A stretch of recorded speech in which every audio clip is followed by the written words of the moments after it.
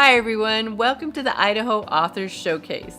My name is Janet Ravenscraft and I will be your host today. This show will be about authors and their stories. We'll find out about why they write and why this book.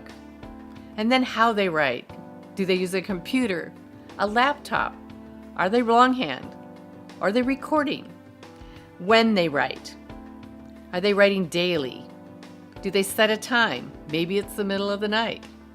And what they write. Is it fiction or nonfiction? Do they like romance or sci-fi? Motivational or is it scary? Thank you all for joining us today. Now get a cup of something, sit back, relax, and enjoy the show. Hi everyone, welcome to the Idaho Authors Showcase. I'm Janet Ravenscraft, the host, and welcome. I'm so glad you're all here. My guest today is the dynamic Derrick Boles.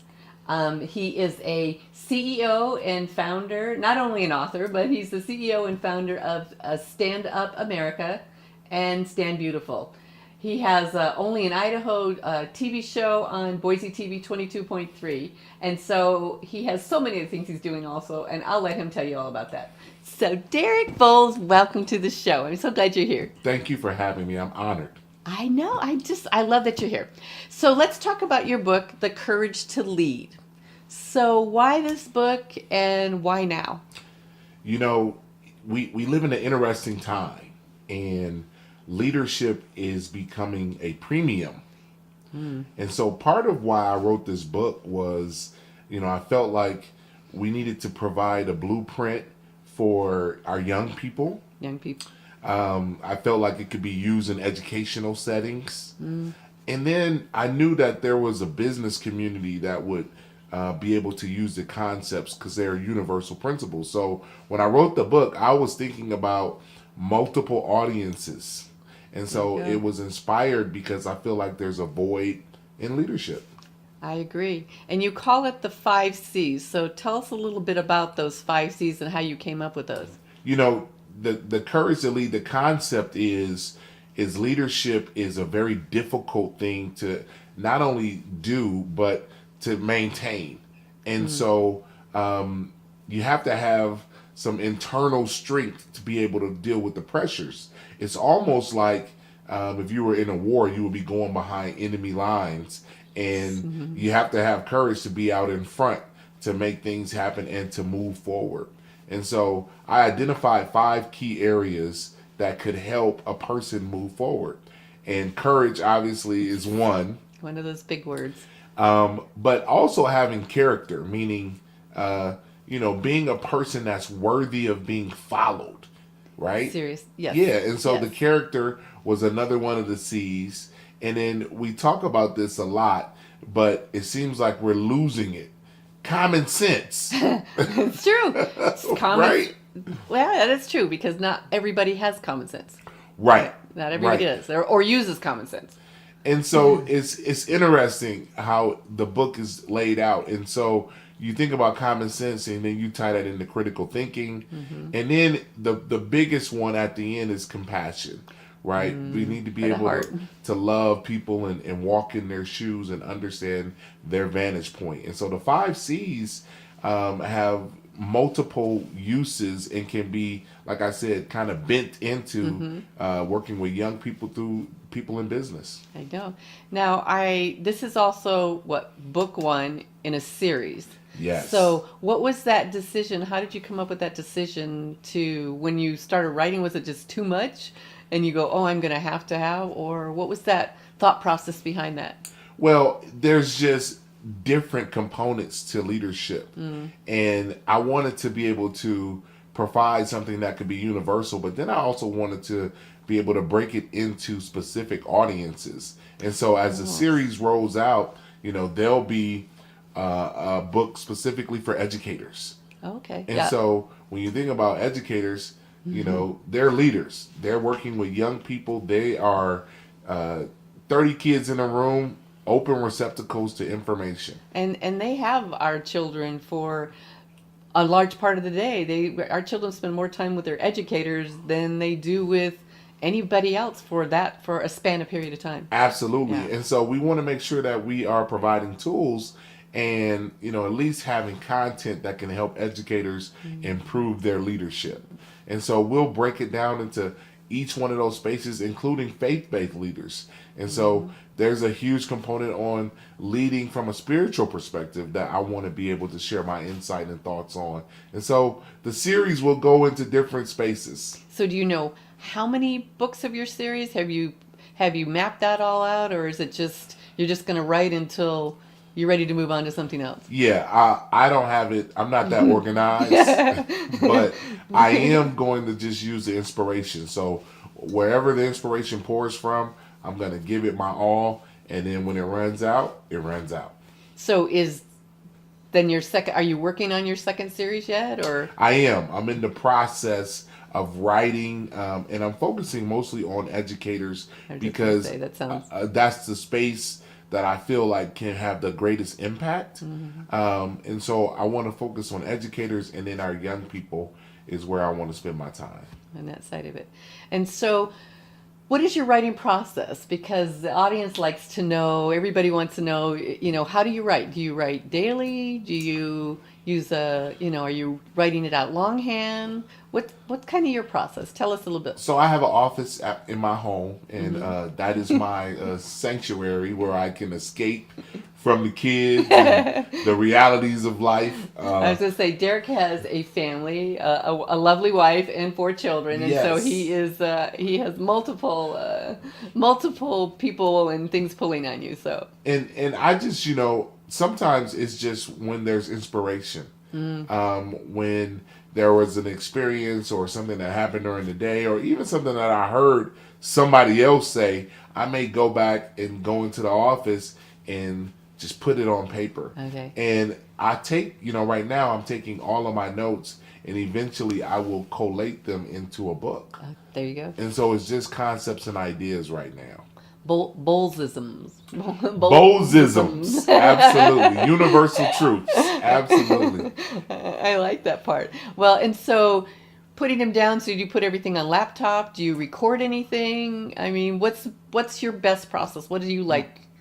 Yeah, I put them into notes. And so I have a laptop in my office that I just get on and type out ideas and notes. And so ultimately they will become either headings or subheadings in the book. Okay. And so one of my close friends, Jamie Huntley, he had sent me a template to writing a book. Oh. And so I have the template on exactly what I need to do. Right now, I just got to get the content. Yeah. And so eventually I will just slide it in to those places, and I'll have a book. There you go.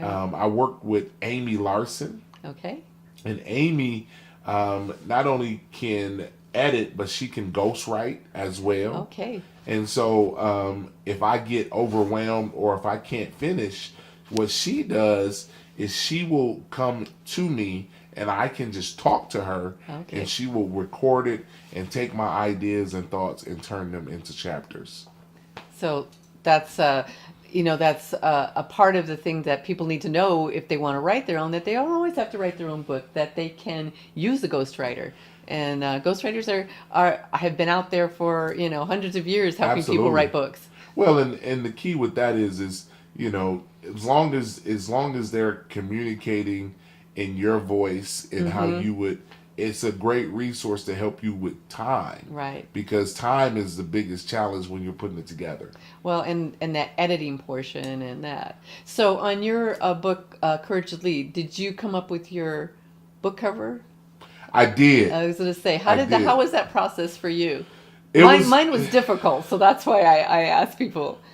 Well, it was, I had the photo for multiple years. So I was just kind of going through some of my old images. And when I found this photo, I thought, that's a very interesting picture. And so we used it initially as a placeholder.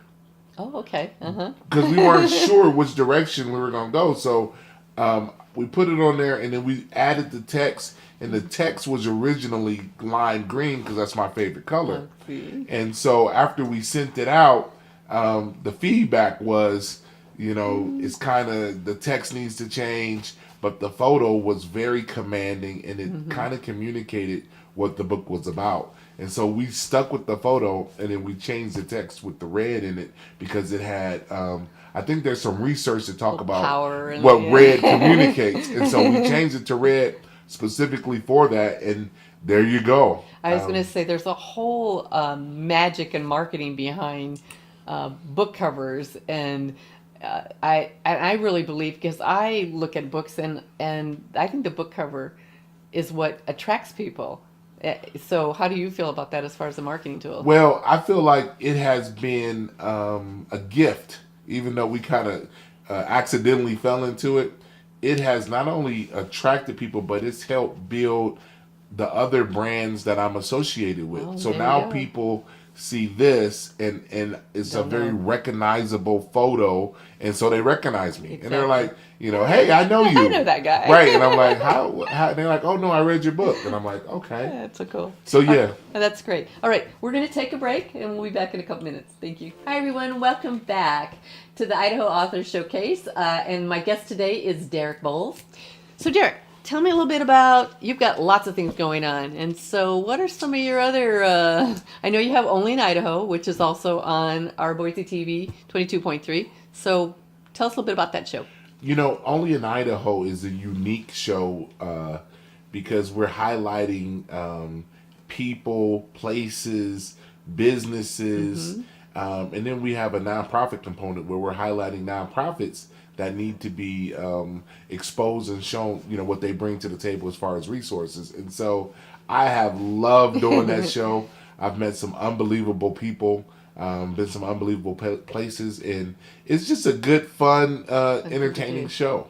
On that side of it. So you also have another show, Courageous Conversations, right? And Courageous Conversations is a little bit more serious, just tackling tough issues in our community, in our society. And so, we have so many things going on that we need to be having some honest dialogue, and as I've coined it, Courageous Conversations, to help people put it into perspective, right? Because it's all about perspective. It's all about perspective. So tell me, what has been your most courageous conversation? We did a series on race, and talking about race here in Idaho has been really a challenge, and talking about some of the things that people don't want to acknowledge, and it just exists.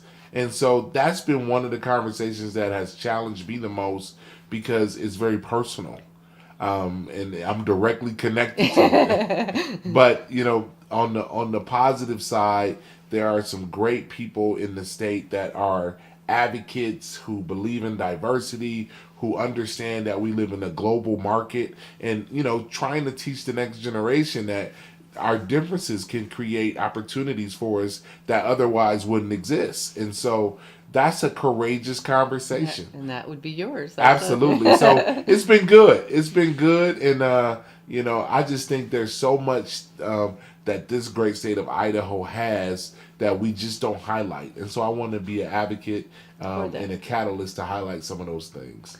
Well, and you're the perfect one to do that because you understand it more than most people, and to bring it to Idaho is remarkable. Thank you. And courageous just of you to do that on that side of it. So tell us a little bit about Stand Up America and your Stand Beautiful Yes. and your kindness. I love the kindness one. So Well, these are just data points. I mean, people don't really understand how important it is for us to not just teach subject matters in schools. We need to be teaching character. We need to be teaching kindness. We need to be promoting compassion. And these are things that are lifelong lessons, right? That will carry with our young people throughout their entire lives. And if they don't learn it now, when are they going to learn it? And who's going to And teach who's them? going to teach them? So we've been intentional. We have launched a campaign, Kindness for Compassion, where we're going into middle schools across this great state of Idaho, and we're teaching kids how to facilitate from a project management perspective, leadership, launch a campaign, and encourage their peers to be kind and compassionate to one another. and it has had a profound impact already. On that. And it's powerful because what people don't realize on a national scale is in 2015 we had 247 school shootings in 238 days. Now people don't understand that one of the things why we haven't had it is because Idaho is one of 4 states that has not had a mass shooting. And so we've been very fortunate, but part of our conversation is, even when we talk about the book, The Courage to Lead, is this because of our leadership. And we have to remain vigilant and continue to lead and make sure that we're preventing stuff by being proactive, by promoting kindness, promoting compassion, providing character training and leadership development so that students have ways to express themselves and learn how to deal with challenges that they're facing in today's society. And that's why I think, the kindness for compassion is so important. Well, and children are exposed to there's so many things that are available to them now, the social media, the instant information, and so they need to learn how to deal with that, and there's not really a curriculum for that. So and back in the day, you could say these are at-risk kids. Right now, there are no barriers to at-risk. It's not about social economics, right? So it's not about money.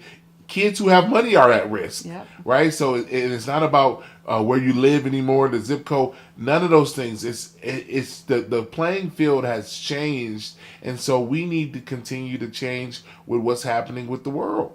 Yeah, I agree, and it's a great program for that, and it's by starting at the educator level and starting at the middle school level, because that's really when you're a big proponent of bringing the bullying to the surface and talking about that, and I see that more in schools, and people are talking more about that and the kindness one just comes along with it.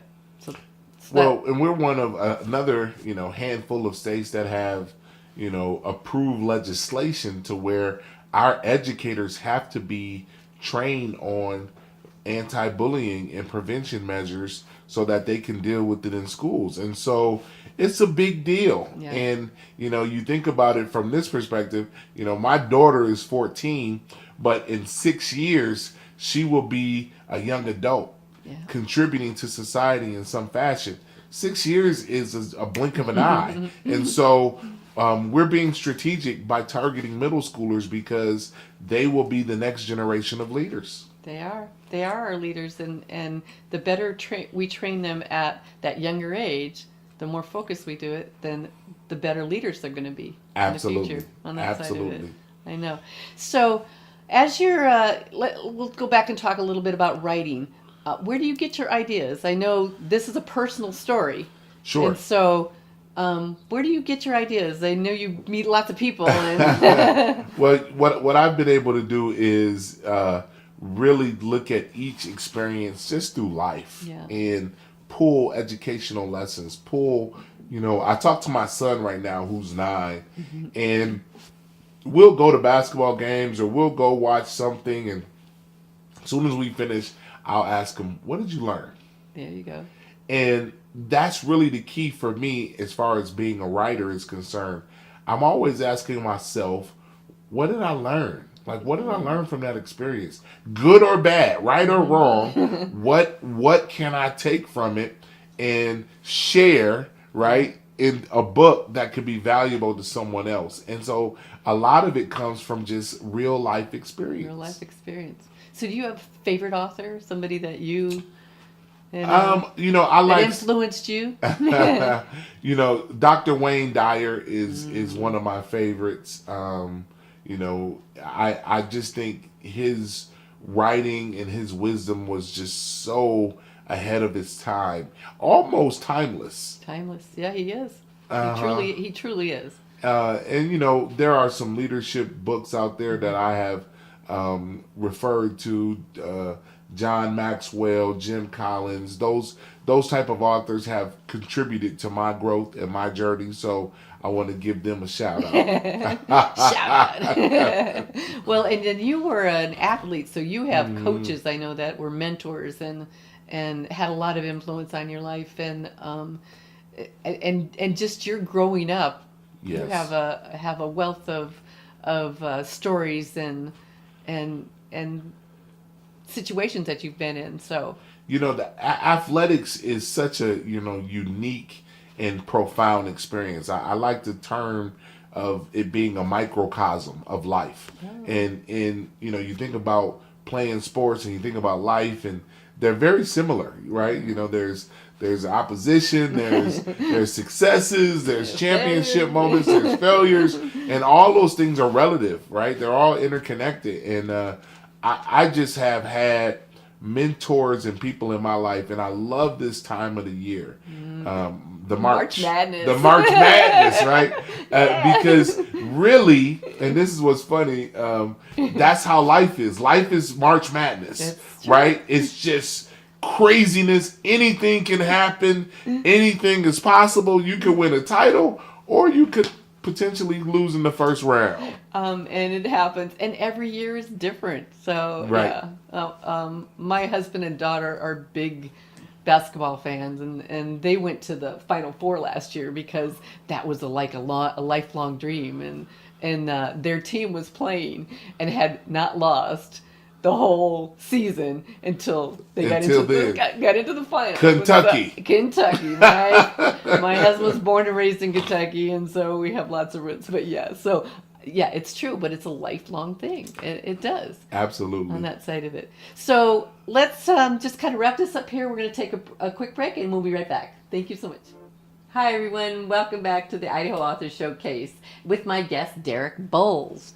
So, Mr. Derrick Boles, so tell me about, we get reviews, our books out there. So readers, have you had any feedback from your readers? So share something with our audience as far as some feedback. Sure. It has been interesting.